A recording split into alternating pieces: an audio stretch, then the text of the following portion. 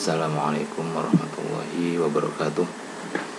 Alhamdulillah, hari ini kita berjumpa kembali di mata kuliah pendampingan keagamaan yang hari ini kita akan membahas tentang filosofi ibadah. Setelah minggu lalu kita pembukaan pengantar perkuliahan juga menjelaskan definisi agama secara umum yang sudah dicanangkan oleh Rasulullah. Hari ini kita akan masuk ke filosofi ibadah. Apa itu ibadah? Mungkin kita bisa lihat dari sini. Tujuan kita diciptakan Allah. Apa tujuan kita diciptakan Allah? Nah, untuk menjawab ini ada ayat Al-Quran yang mungkin sangat familiar kita mendengarkannya. A'udzubillahi minasyaitonirrajim. Wa ma khalaqatul jinna wal insa illa liya'budun. Tidaklah aku ciptakan jin dan manusia kecuali hanya untuk menyembah kepadaku atau hanya untuk beribadah kepadaku. Surat Az-Zariyat ayat 65. Ayat 56. Nah, dari sini jelas bahwasanya Allah menciptakan kita ke dunia ini tidak lain dan tidak bukan hanyalah untuk beribadah kepada Allah. Nah, ibadah di sini artinya luas ya, tidak hanya sekadar ibadah mahdhah atau ibadah yang jelas ritual-ritualnya. Seperti sholat, itu kan yang disebut dengan ibadah mahdhah. Zakat, puasa, jadi ada ritual-ritualnya, ada syarat dan rukunnya. Namun ibadah itu tidak hanya sebatas itu kalau dalam Islam, tetapi ada juga ibadah ghairu mahdhah atau ibadah yang tidak murni. Nah, kalau secara bahasa seperti itu. Ya, maksudnya tidak murni, tidak ada ritual-ritual yang disyariatkan dalam fikih, tetapi itu bisa dianggap sebagai ibadah asal kita bisa memaknainya, asal kita bisa meniatkannya bahwa yang kita lakukan itu adalah ibadah. Misalnya ya, kita belajar itu kalau kita niatkan sebagai pemenuhan dari perintah Allah, bahwasanya manusia itu diminta untuk selalu menuntut ilmu, dan kita melaksanakannya itu sebagai upaya untuk memenuhi kewajiban itu, nah itu juga dianggap ibadah. Kita makan pun ya, itu kalau kita niatnya untuk agar kuat kita melaksanakan sholat, agar kuat kita belajar, agar kuat kita berpuasa esok harinya misalnya, itu juga makannya juga dianggap ibadah. Ya, tidak hanya sekedar makan untuk mengenyangkan perut, tidak hanya sekedar minum untuk melepas dahaga, itu semua ibadah. Jadi asal kita bisa memaknai semua, nah, seperti saya mengajar ya, karena saya punya kewajiban mengajar, nah itu juga sebagai saya lakukan sebagai ibadah. Oleh karena itu jelas bahwa ibadah itu sangat luas sekali cakupannya. Jadi jangan kalau kita hanya menganggap ibadah itu hanya ketika kita sholat, hanya ketika kita mengaji, lalu di luar itu, di luar ibadah-ibadah yang ada ritualnya itu, berarti kita tidak menghambakan diri kita kepada Allah. Karena apa? Nah, karena kan hakikatnya ketika Allah menciptakan kita dari sejak lahir sampai wafat nanti, itu hakikatnya harus diisi dengan ibadah semua, karena Allah menciptakan kita ya untuk ibadah itu tadi, bukan untuk hal-hal lain. Dan ibadahnya memang beraneka ragam, ada yang mahdhah atau yang murni, ada ritual-ritualnya seperti saya disebutkan tadi, sholat, puasa, zakat misalnya. Nah, sedangkan yang lain itu juga di luar itu juga harus kita menjadikannya sebagai ibadah. Karena kalau kita melepaskan, kalau kita menganggap hal-hal yang di luar ibadah yang ada ritual atau kaidah-kaidah atau tata caranya atau syarat fikihnya itu ada, kita hanya menganggap itu yang ibadah sedangkan yang lainnya tidak ibadah, berarti kita menganggap penghambaan kita hanya sekadar waktu sholat saja, penghambaan kita sekadar waktu ngaji saja. Nah, tentu bukan itu Allah menciptakan kita. Nah, sedangkan di dalam ayat ini kan sudah dijelaskan bahwasanya wa ma khalaqtul jinna wal insa illa liya'budun, ya aku menciptakan jin dan manusia tidak lain dan tidak bukan hanyalah untuk beribadah kepadaku, kata Allah. Itu filosofinya. Nah, kemudian kita bisa lihat di sini, nah, ibadah itu kan sangat luas juga, sangat berat juga mungkin. Nah, kita melihat kunci suksesnya seperti ini. Ini mungkin yang terendah ya, menjadikan ibadah yang levelnya rendah supaya kita bisa semangat ibadah, namun levelnya masih rendah, ini level awal. Karena begini, dulu sebelum Islam datang, biasanya orang-orang Mekah mereka tetap menyembah Ka'bah.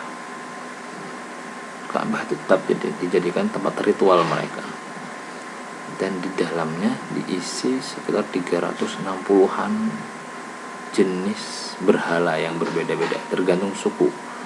Jadi setiap suku ada berhala yang dimasukkan ke dalam Ka'bah, itu yang mereka sembah di dalamnya. Lalu apa?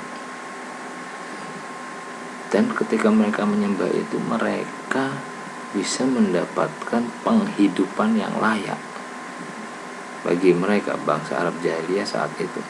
Jadi, kalau tradisi mereka kan tradisi haji, ada tradisi haji di sana. Jadi tradisi haji itu sebelum Islam datang, sebelum Nabi Muhammad membawa risalah Islam, itu sudah ada tradisi haji. Dan orang-orang Arab jahiliyah yang ada di sekitar Ka'bah itu menjadikan tradisi haji itu sebagai upaya mencari penghidupan mereka. Jadi musim haji hanya 1 bulan, namun itu bisa digunakan oleh mereka untuk hidup selama 11 bulan berikutnya. Karena apa? Karena mereka mensucikan berhala-berhala yang ada di dalam Ka'bah itu. Jadi bagi mereka, kalau kita beribadah dengan berhala-berhala itu, berhala itulah yang bagi mereka membuat sukses, bisa membuat hidup mereka berlimpah ruah, tidak kesusahan. Nah, karena bagi mereka berhala itulah yang menyebabkan mereka hidup dengan layak. Sebab apa ya? Sebab orang-orang jahiliyah saat itu selalu menjadikan Ka'bah sebagai tempat tawaf, tempat ibadah tahunan. Musim haji itu selalu ada sejak itu ya, meskipun kalau dalam Al-Quran diceritakan bahwa hajinya telanjang, oryanan, haji telanjang, hajinya hanya bertepuk-tepuk ya. Ritualnya belum seperti ritual saat ini. Ketika Islam datang, kan mereka sudah tidak boleh lagi melakukan penyembahan berhala, yang berhala itu yang menurut mereka bisa mendatangkan uang, mendatangkan pundi-pundi pundi-pundi dinar, nah, kalau di sana. Tapi setelah Islam datang, kalau saya beribadah saya dapat apa dong? Nah, katanya kan seperti itu. Kalau saya menyembah Allah, saya dapat apa dong kalau saya tidak menyembah berhala lagi? Jadi ada balasan mereka. Awal masa Islam itu mereka selalu mencari balasannya apa kalau beribadah. Ya, kalau sedekah ya akhirnya dalam Islam kan ada, kalau sedekah ya dibayar sekian, kalau sedekah sekian nanti dapat balasan sekian, kalau sholat nanti rezekinya lancar, kan ada yang seperti itu. Wa may yattaqillaha yaj'al lahu makhraja. Siapa yang bertakwa kepada Allah, Allah akan memberinya jalan keluar. Wa yarzuqhu min haitsu la yahtasib. Dan Allah akan memberinya rezeki dari segala jalan yang tidak dikira. Jadi nggak ada salahnya kalau ada yang beribadah mengharapkan hal-hal duniawi seperti itu, yang nggak ada salahnya memang, karena Al-Quran juga mengajarkannya. Namun itu masih level yang di bawah level Arab. Islam awal-awal. Nah, jadi kita ibaratkan begini nih, kalau yang masih level-level awal, pertama apa yang harus kita lakukan agar ibadah kita ini semangat, lancar, ya kita harus sering meeting dengan pemilik modal. Jadi kalau Allah itu diibaratkan bos besar, pemilik modal besar, ya kalau tadi kita ibadah untuk banyak, untuk mengganti apa sih yang akan kita dapatkan di dunia. Pertama, sering meeting dengan pemilik modal, ya minimal 5 kali sehari, tepat waktu lagi. Nah, ini ya analoginya seperti ini saja. Misalnya ada yang ingin dapat beasiswa, kalau sekarang beasiswa KIP ya. Kalau dulu ada beasiswa bidik misi, biasanya kalau bidik misi kalau dapat pertama kali beasiswa nanti ada arahan dari rektor. Nah, mahasiswa yang mendapat beasiswa bidik misi jam 8 diminta untuk berkumpul di rektorat. Nah, itu pasti semua jam 8 sudah ada di sana semua.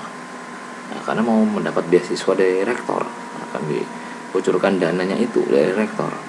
Bahkan sebelum jam 8 itu sudah siap di sana.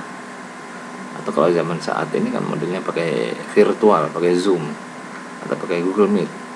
Jadwalnya misalnya jadwal jam 8.30. Nah, itu sebelum jam 8.30 sudah siap-siap depan laptop semua untuk menemui orang yang akan mengucurkan dana itu. Nah, ini kita akan berhadapan dengan pemilik segala-galanya. Oleh karena itu sudah selayaknya kita melaksanakan itu. Nah, sering meeting dengan pemilik modal minimal 5 kali sehari, karena kita punya jadwal untuk itu. Apa yang dilakukan di sana? Kita diskusi kita ya dengan pemilik modal, ya kita bacaan sholat itu ya harus kita renungkan. Makanya di mata kuliah ini kita diminta untuk menghafalkan bacaannya juga artinya, supaya kita paham. Kita tuh diskusi dengan Allah, itu yang kita baca itu apa. Nah, konsultasi di sana, kita doa, kita mereview apa yang sudah kita lakukan selama ini, bertaubat dan sebagainya. Itu yang kita lakukan minimal 5 kali sehari. Nah, itu kita lakukan itu untuk menunjukkan bahwa kita punya komitmen untuk selalu berdekatan dengan Allah sebagai pemilik segala-galanya. Nah, juga kan ini dianggap sebagai sarana pengakrab dengan mitra kerja. Jadi kalau Allah itu diibaratkan mitra dalam menuju kesuksesan, ya itu kan kita adanya meeting itu menganggap sebagai upaya atau sarana untuk mengakrabkan diri kita ke arah sana, supaya modal besar atau supaya kucuran dana itu mengalir lancar. Nah, berikutnya, apabila dana sudah mengalir lancar, kita diminta untuk membayarkan fee kemitraan tepat waktu. Nah, ya, kalau bahasa kita harus zakat, sedekah. Kalau punya utang ya utang dibayar. Nah, kalau kita belum punya harta banyak ya minimal sedekah berapa ya sekuatnya. Jadi kalau mahasiswa misalnya, kalau yang di Jogja, kalau sekarang masih di rumah semua ya, diupayakan nanti kalau sudah mulai kos, misalnya dapat transferan sebulan 500.000 misalnya, itu setidaknya ada dari sekian persennya itu yang disedekahkan, ya ada untuk hak orangnya lah, ya meskipun nggak wajib, tapi ya itu pasti ada kelebihannya nanti. Ya, yang utang terus ya harus dibayar juga. Itu hal-hal yang berkaitan dengan pembayaran ini. Nah, lalu apa? Husnuzon, kita tetap memiliki rasa husnuzon kepada pemilik modal besar. Kalau kita misalnya sudah melakukan meeting udah tepat waktu, bahkan ditambahkan meetingnya ya, biasanya ada yang sholat duha, sholat tahajud, sholat rawatibnya lengkap, tetapi ternyata aliran dana itu tidak mengucur juga, ya kita tetap husnuzon saja terhadap Allah, karena pasti ada hal terbaik bagi Allah untuk menyelamatkan kita dari ketika Allah menahan pemberiannya itu. Pasti ada hal terbaik. Misalnya masih kecil, masih 17 tahun, masih 18 tahun diberi uang 1 bulan 2 juta atau 1 bulan 5 juta. Wah, itu nanti malah dipakai yang nggak jelas, dipakai ke klub malam, ke diskotik, dibawa hal-hal yang menuju kemaksiatan lainnya. Nah, itu kan malah Allah khawatir kalau disitu. Makanya oleh Allah kok usia segini belum mantap, belum waktunya untuk memilikinya, ya jadi ditahan aja oleh Allah. Nah, jadi husnuzan, tetap ada husnuzan seperti itu. Jadi tidak, karena memang Allah, ketika kita berdoa memang Allah mengabulkan, cuma dalam hadis itu dikatakan ada yang langsung diberikan, ada yang memang pemberiannya itu bertahap, ada yang memang di dunia itu tidak diberikan sama sekali, itu ada juga.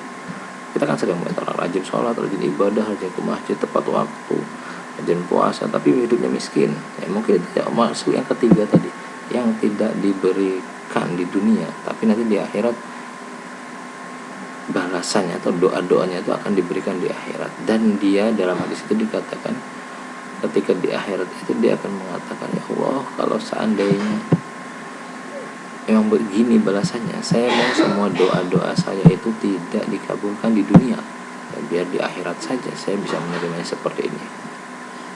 Itu jadi husnuzon saja kepada Allah. Nah, baik, itu kira-kira kurang lebihnya tentang apa tadi, sukses ibadah ya.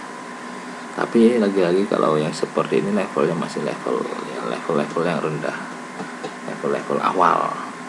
Tapi ya nggak apa, level awal kita melakukannya karena hal-hal keduniawian misalnya, karena memang ada ayatnya juga, ittaqillaha haitsu ma kunta wa may yattaqillaha yaj'al lahu makhraja wa yarzuqhu min haitsu la yahtasib. Bertakwalah kepada Allah, Allah akan memberimu jalan keluar dan akan memberimu rezeki dari arah yang tidak disangka-sangka. Jadi di sana ibadah-ibadah itu kalau di Al-Qur'an ada juga memang yang konsekuensinya nanti dapat hal keduniaan itu ada juga. Misalnya tentang sedekah saja, tentang sedekah itu dikatakan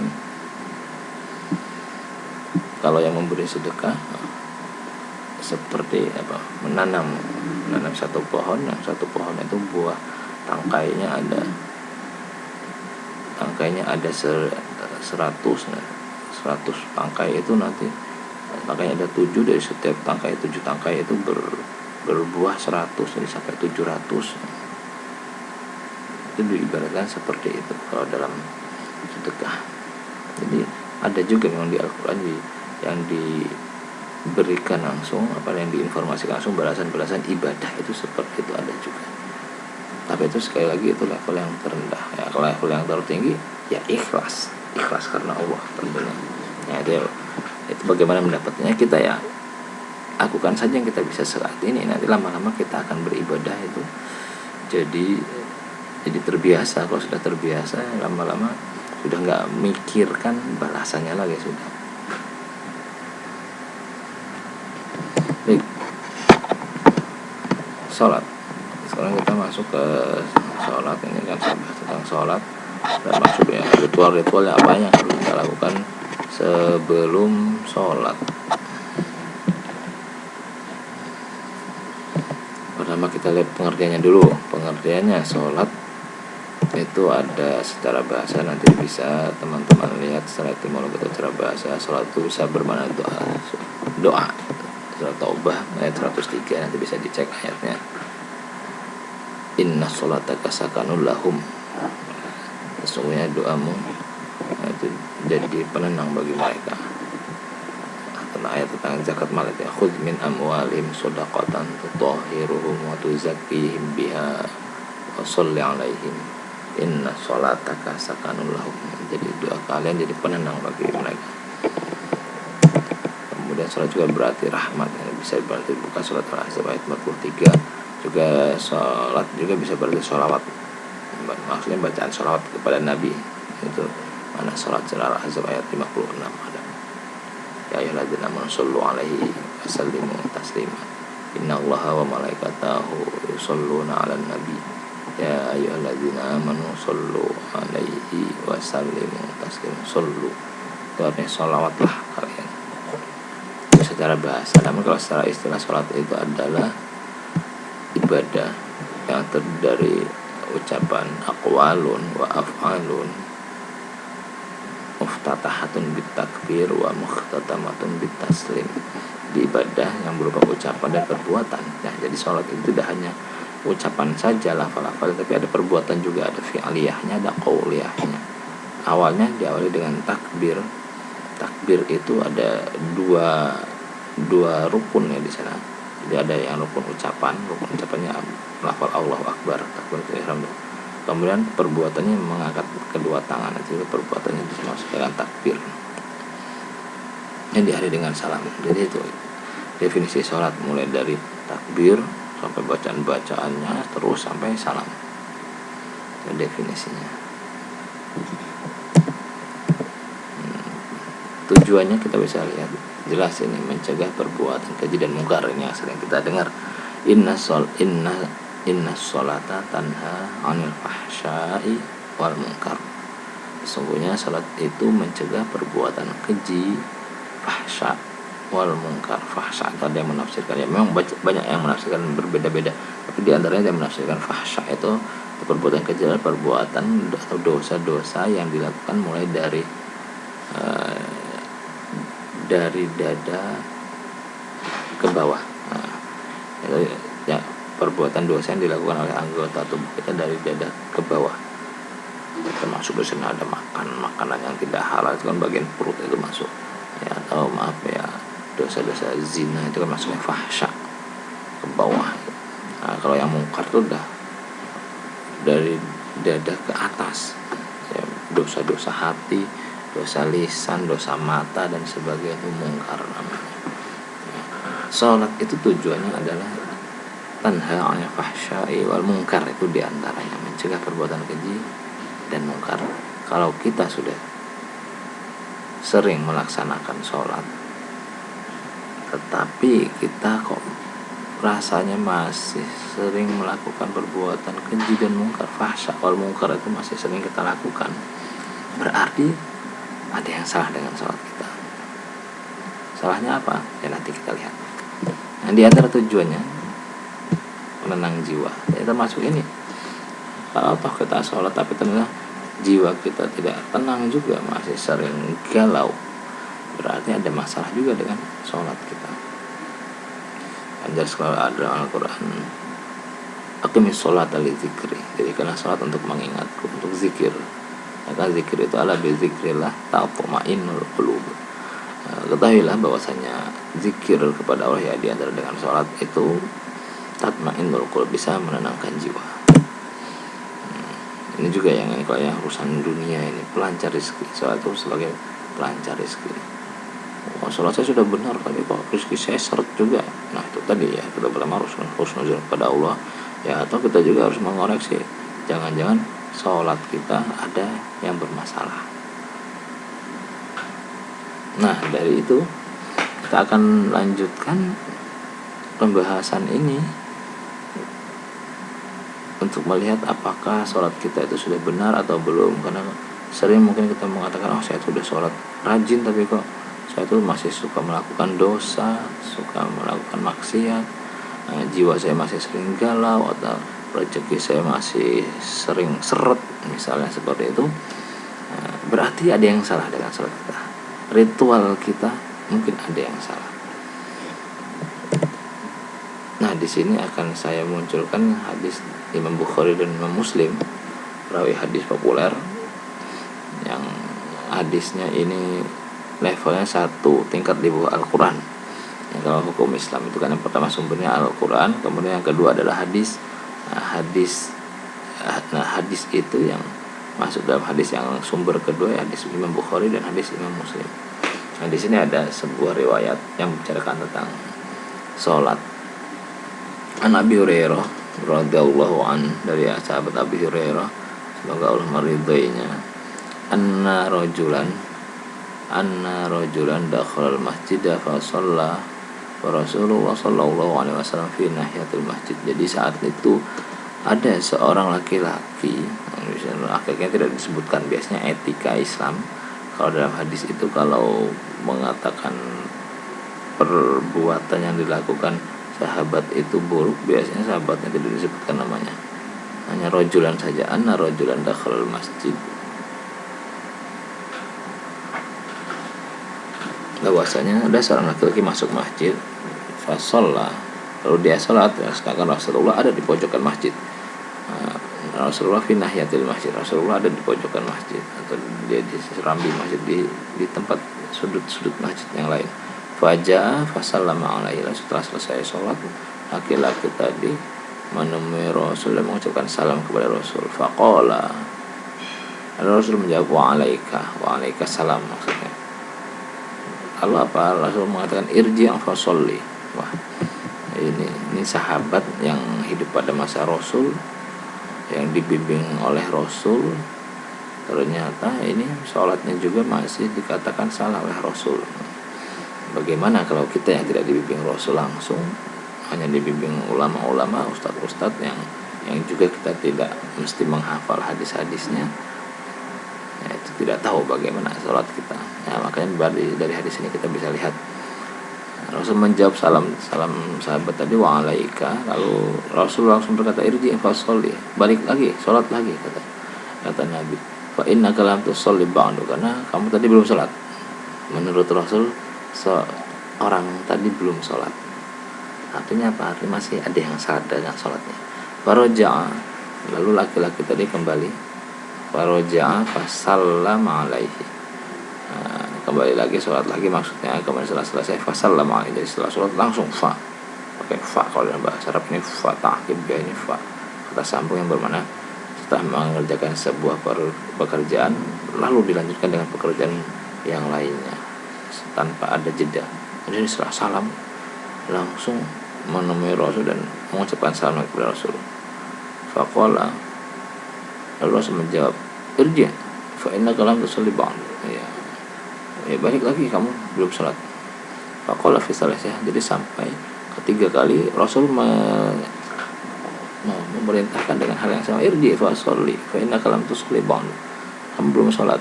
Akhirnya dia nyerah, sahabat tadi nyerah. Faqala fi salasah fa'allimni ya Rasulullah, ya, maka ajarkan saya ya Rasul, caranya sholat yang benar seperti apa.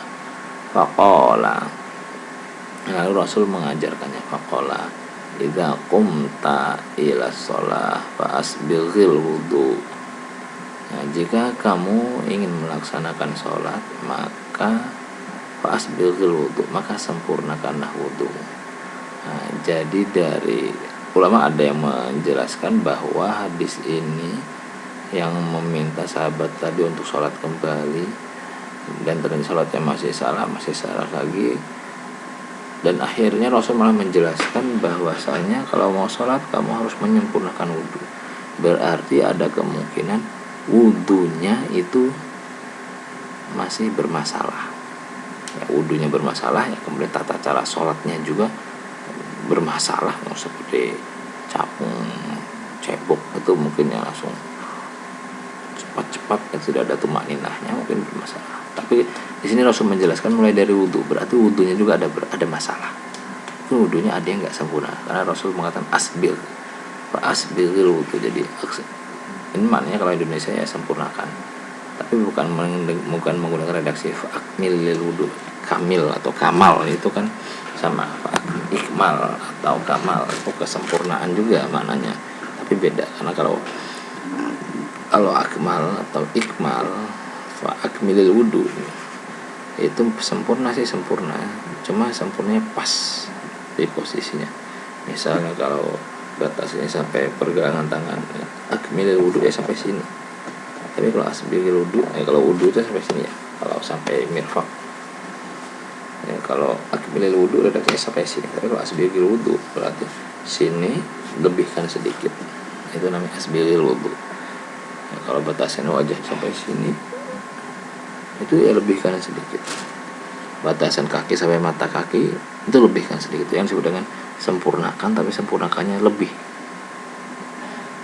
Beda dengan akmilil wudu. Makanya di sini untuk menyempurnakan Rasul menggunakannya fa asbighil wudu, bukan fa akmilil wudu. Nah, jadinya dari situ kita bisa melihat kalau berwudu itu yang betul-betul harus harus melebihi dari batasnya, harus melebihi dari batas yang sudah di ditetapkan. Kalau dalam Al-Quran itu dikatakan idza qumtum ila shalah faghsilu wujuhakum, ya basuh wajahnya, wa aydiyakum ilal marafiq, dari tangan sampai siku. Nah itu juga perlu diperhatikan juga dari tangan sampai siku tuh. Jadi kalau berwudu jangan mengalirkan airnya dari sini ke bawah, tidak boleh, dia harus dari tangan sampai siku, jadi dibalik begini posisinya. Faghsilu wujuhakum wa aydiyakum ilal marafiq, tangan sampai ke siku, maksudnya siku dilebihkan, pas bagi sini sampai dilebihkan, jadi modelnya begini, mengalir bawah, airnya mengalir ke bawah begitu ya. Karena kalau dilihat di bedah dokter bedah itu juga infonya mereka juga kalau cuci tangan ke sini, dikeluarkan dari sini biar steril langsung. Nah itu yang perlu diperhatikan cara wudhu. Biasanya kan ada yang nggak sempurna, tangannya hanya sikunya kena tapi nggak dilebihkan. Itu mungkin sahabat yang tadi bermasalah itu, kalau Rasul mengatakan asbiril wudhu, lengkapi wudhunya, lengkap, tapi ada lebihnya sedikit, itu mungkin dia wudhunya tidak sempurna seperti yang dikatakan oleh Rasul. Lalu apa yang dilakukan? Tsumma istaqbil qiblah fakabbir.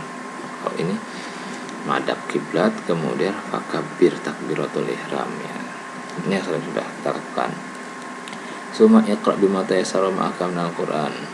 Suma iqra bima tayassara ma'aka minal Qur'an ya. Lalu baca Al-Qur'an yang bagimu mudah ya. Kalau ini berarti biasanya yang model-model begini biasanya masih orang Badui, sahabat ini orang Badui dari pedalamannya belum banyak baca Al-Qur'an, belum banyak hafal Al-Qur'an. Jadi Rasul mengatakan ya baca Al-Quran termudah. Nah, bisa jadi dia kan Al-Fatihah nggak hafalnya yang hanya kulhu, ya baca kulhu saja. Nah, namun bukan berarti kalau sholat nggak baca Al-Fatihah kulhu saja boleh, sah ya, nggak berarti seperti itu. Ini bagi yang baru belajar. Kalau yang sudah tidak belajar lagi ya memang harus sesuai dengan tuntunan. Ini levelnya berarti orang Badui ini, sahabat ini. Sumarka hatta tatma'inna raqi'an. Nah, setelah itu ruku.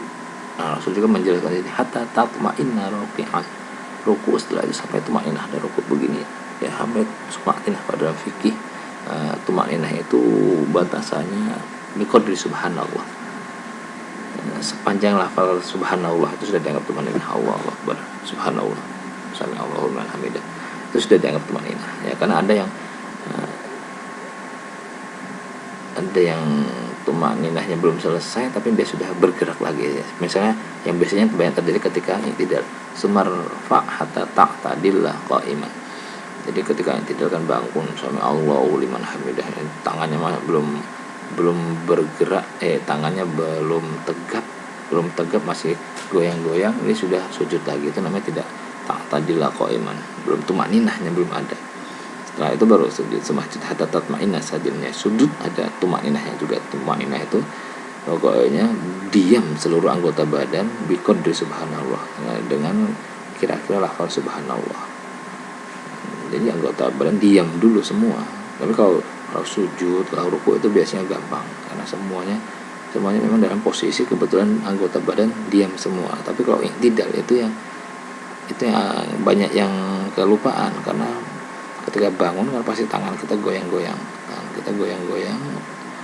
kemudian tangannya belum berhenti sudah sujud, sudah jadi kita sujud lagi.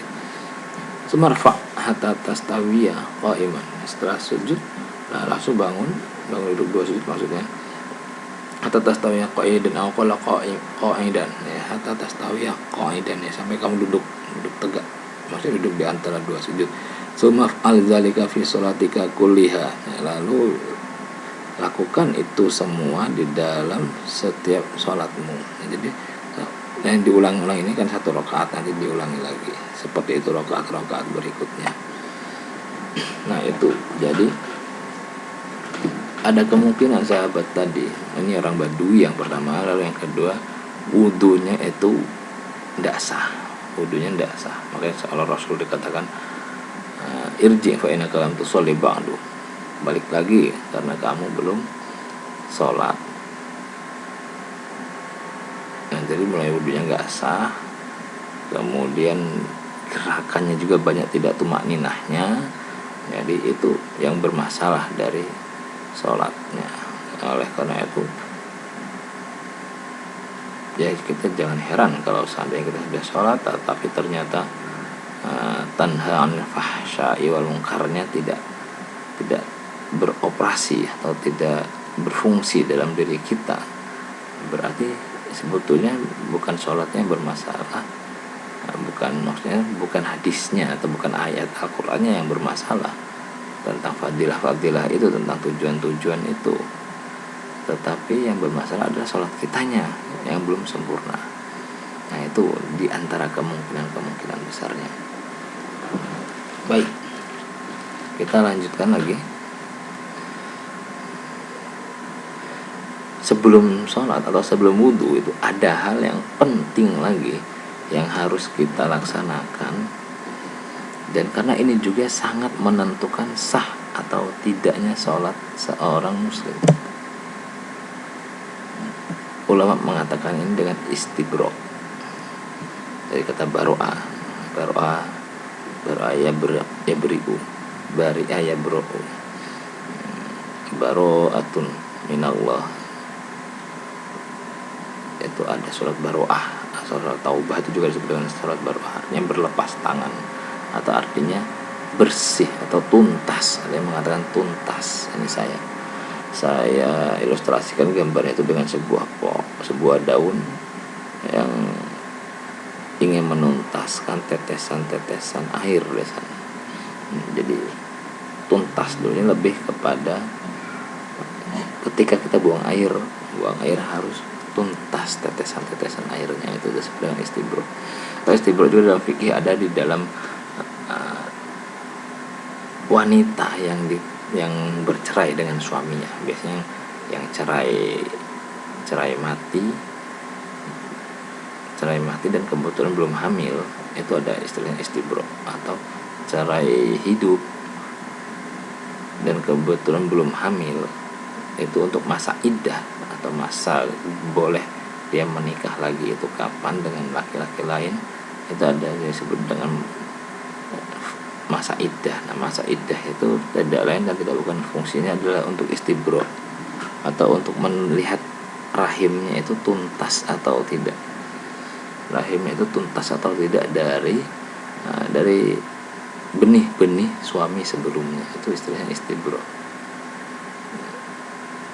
Ada yang 3 bulan 10 hari, ada yang 4 bulan, arba'at asyurin wa asyra, ada salah satu asyurin, ada itu beda-beda tergantung status pernikahannya itu seperti apa, status perceraiannya seperti apa. Kalau yang dicerai tapi dia sedang hamil kan malah gampang iddahnya setelah melahirkan selesai. Tapi yang bermasalah itu yang memang dia tidak hamil atau belum hamil tapi ada masih dan sedang masa subur. Kalau yang menopause ya beda lagi kan, menopausnya hanya 3 bulan. Nah, itu namanya istibro. Ya, meskipun kalau di dalam medis sekarang kan bisa saja, tidak perlu sampai nunggu 4 bulan lalu 3 bulan, cukup dengan test pack itu kan sudah kelihatan oh ini sudah nggak ada benih lagi ya sudah negatif, sudah tidak ada benih lagi, berarti kosong rahimnya, istibro, tuntas sudah. Ya tidak bisa begitu karena kalau hukum Allah itu tidak bisa diganti dengan medis, itu tidak bisa.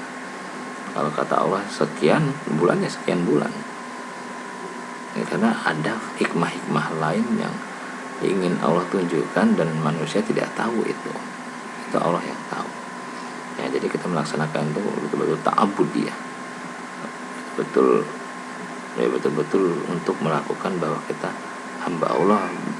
Di nasnya atau di Al-Qur'annya masa iddah itu harus 4 bulan atau harus 3 bulannya kita harus ikuti itu. Meskipun secara medis bisa dilihat seminggu saja udah bisa dilihat dari haid itu sudah bisa kelihatan. Oke, itu istibro dalam kandungan, dalam rahim. Nah, yang kaitannya dengan sholat ini istibro dalam hal buang air.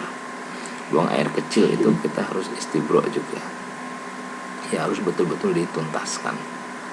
Betul-betul harus dituntaskan, karena apa? Kalau tidak tuntas dan ketika, mohon maaf ya, ketika kita bangun kemudian menetes, sisa-sisanya itu, ketika sisa-sisanya itu menetes, nah itu kan jelas kena najis. Nah, meskipun kita wudhunya sudah sempurna seperti tadi, sholatnya sempurna, kalau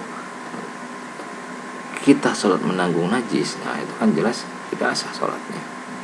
Karena salah satu syarat sahnya sholat adalah suci dari hadas kecil dan hadas besar. Nah, dalam hal ini berarti kita menanggung hadas kecil. Akhirnya meskipun kita sudah asbihil wudhunya sudah sempurna, jelas belum bisa atau belum sah sholatnya ya. Karena itu ya mungkin banyak orang-orang yang sudah sholat, rajin sholat, tetapi fahsya wal munkar tetap jalan. Nah, mungkin bisa berangkat dari istibro-nya juga, dari istibro ketika buang air itu belum selesai, belum sempurna, tapi sudah sholat, dawur wudhu sudah sholat, dia tetap sholat mengandung najis, menanggung najis. Nah, akhirnya ya tidak sah juga. Nah, apa yang harus kita lakukan dalam istibro ini dalam Islam? Yang pertama, kita bisa lihat dari cara duduknya. Nah, jadi kalau buang air kecil itu cara duduknya seperti ini, kaki kanan ditempelkan. Ini mohon maaf ya, agak porno sedikit, tapi ini penting. Ini penting, kunci awal ibadah, yaitu kalau yang ibadahnya mahdhah ritual itu seperti ini. Itu cara jongkoknya bukan cara jongkok kita seperti biasa. Jadi yang pertama intinya, kalau buang air itu khususnya laki-laki ya, kalau perempuan ya semua pasti duduk. Laki-laki ya harus duduk, karena kalau buang air berdiri ya sebetulnya boleh-boleh saja berdiri, nggak ada larangan, asal dia bisa menjaga ketika akan sholat, bekas-bekasnya itu yang betul-betul sudah bersih. Nah, kalau misalnya posisi di perjalanan atau di kampus ya, kalau di rumah kan gampang saja ya. Kalau di rumah nanti bisa sebelum wudhu ya ganti sarung celana yang baru, sarung yang baru, meskipun buang air kecilnya berdiri, itu kan sudah bisa suci lagi, sudah bisa suci. Nah, tapi yang jadi masalah kalau kita di dalam perjalanan atau di kampus, itu kan kita nggak mungkin ganti sarung, nggak mungkin ganti celana. Nah, untuk istibro-nya, untuk menuntaskan air kecilnya itu kita dengan posisi seperti ini yang pertama. Lalu yang kedua apa? Yang kedua, kalau dalam hadis itu kita dehemkan 3 kali. Dehemnya bukan dehem di tenggorokan, tapi dehem yang tekanannya itu dari bawah perut. Ini laki-laki maupun perempuan, laki-laki maupun perempuan gunakan hal seperti ini sama. Nah, tapi khusus untuk yang laki-laki bedanya apa? Kalau yang laki-laki tambahannya ya mohon maaf, itu tempat keluarnya itu diurut begini bawahnya supaya keluar tuntas. Ya, sambil didehem 3 kali itu. Setelah itu selesai ya dicuci pakai air. Kalau ada air ya, karena yang paling awal kan air. Kalau ada tisu, yang paling awal kan air kalau untuk istinja itu. Setelah selesai ya sudah. Kalau misalnya kita berdiri ternyata kok rasanya masih ada yang menetes, sebelum ditutup itu ya, kalau dalam hadis diambilkan air, dipercikan di celananya itu, supaya apa? Supaya untuk menghilangkan keraguan. Kalau misalnya kita bangun lalu nanti ada yang sepertinya kok ada yang masih menetes, ya kita sudah melaksanakan sesuai tuntunan. Nah, kalau sudah pakai seperti itu, baru kita memunculkan kaidah al-yaqin la yuzalu bisyak. Keyakinan itu tidak bisa dihilangkan dengan keraguan. Jadi kita kalau sudah menggunakan cara-cara seperti ini, sudah jongkok seperti ini, kemudian sudah kita berdehem 3 kali, sudah bagi laki-laki ya diurut bagian bawahnya itu tempat keluarnya, diurut kemudian dipercikan 3 kali di celana tempat tempat keluarnya tadi itu, supaya untuk menghilangkan keraguan apakah itu tetesan atau air. Nah, kalau sudah melakukan itu, ketika kita berdiri kan biasanya, apalagi yang laki-laki itu biasanya kalau habis buang air merasa ada yang masih menetes. Nah, kalau kita sudah melakukan ini, sudah kita pakai kaidah tadi, al yaqin la yuzalu bisyak, keyakinan itu tidak bisa dihilangkan dengan keraguan. Nah, tapi kalau buang airnya berdiri kemudian tidak menggunakan cara ini, kemudian langsung dibersihkan saja dengan air, kemudian ketika jalan terasa menetes, lalu dia pakai kaidah al yaqin la yuzalu bisyak, keyakinan tidak bisa dihilangkan dengan keraguan. Nah, itu kaidahnya tidak benar. Nah, ya kaidahnya benar maksudnya, tapi penerapannya salah karena tidak sesuai dengan tata cara buang airnya. Tata cara buang airnya selesai dulu, tuntas dulu, benar dulu sesuai syariat. Baru ketika berjalan, ketika berdiri terasa ada yang menetes, itu sudah pakai kaidah tadi. Nah, ini kan bahasanya sudah kita percikan air, ya berarti itu anggap saja itu bahasanya itu bahasa percikan air kita. Nah, ini awal yang sangat jadi kunci. Saya mengatakan meskipun ini sepertinya sederhana, tapi ini jadi kunci. Ya, kunci apa? Ya, karena Rasul juga pernah mengatakan bahwasanya banyak sekali siksaan kubur itu karena fil baul, karena masalah buang air. Nah, ternyata ini yang jadi masalah. Mengapa kok sampai Rasul mengatakan karena masalah buang air? Ya karena dari buang air itu nanti dia meskipun dia sudah berwudu, dia sholat, itu kan sholatnya tidak sah, wudunya ya tetap tidak sah. Ya wajar kalau sampai Rasul mengatakan banyaknya siksa kubur itu karena masalah buang air. Ya karena dari buang air itu semua ibadahnya itu tidak benar secara syariat, salah. Syariat tidak sah, dikatakan tidak sah, tidak diterima Allah, makanya dapat siksa kubur. Selain masalah fil baul tadi, masalah namimah, orang yang suka mengadu-adu. Itu Rasul mengatakan, yang mungkin pernah saya dengar ceritanya, ketika Rasul berjalan, kemudian Rasul oleh Allah dibuka pandangannya, pendengarannya dibuka, bahwasanya ketika berjalan melewati kuburan itu, melewati makam itu, ternyata makam itu di dalamnya orang-orang muslim tetapi disiksa. Lalu Rasul mengambil pelepah kurma dan ditancapkan pelepah kurma itu di atas pusara orang muslim yang disiksa di kuburnya tadi itu. Kemudian Rasul mendoakan dan Rasul mengatakan selama pelepah kurma ini belum kering, dia masih dalam ampunan Allah. Lalu sahabat bertanya, Rasul, apa hal atau dosa apa yang membuat muslim ini disiksa dalam kuburnya? Ya, masalahnya sebetulnya hanya masalah kecil, masalah fil baul, masalah air kencing. Kemudian masalah namimahnya, ya seperti itu. Nah itu, jadi meskipun ini seperti hal kecil, ini harus saya ungkap di sini karena ini yang menjadi penyebab banyak orang melakukan dosa, banyak orang melakukan maksiat, banyak orang yang hatinya selalu galau, banyak orang yang rezekinya seret. Karena apa? Ya, karena dari sini wudunya jelas tidak sah karena sholatnya menanggung najis. Karena itu juga sholatnya juga tidak sah. Nah itu yang menyebabkan tujuan sholat itu tidak akan bisa tercapai. Nah, karena hal-hal permulaan yang seperti ininya masih bermasalah. Nah ini terkait dengan apa yang harus kita lakukan, dan tentang filosofi ibadah juga saya bicara tentang sedikit teknis tentang buang air.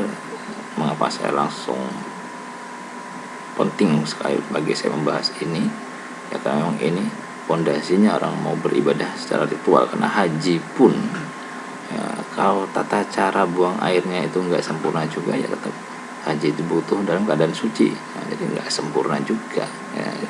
Makanya saya mengatakan ini basic juga, tapi bisa mempengaruhi semuanya. Ingat bahwa Rasul mengatakan tadi bahwa kebanyakan siksa kubur itu masalah air kencing, masalah tata cara manajemen air kencingnya itu, manajemen istibro atau menuntaskan tetesan-tetesan air seninya itu. Baik, mungkin itu untuk materi dari saya terkait dengan filosofi ibadah. Semoga bermanfaat untuk kita semua. Kurang lebihnya mohon maaf. Alhamdulillahirabbil alamin. Wassalamualaikum warahmatullahi wabarakatuh.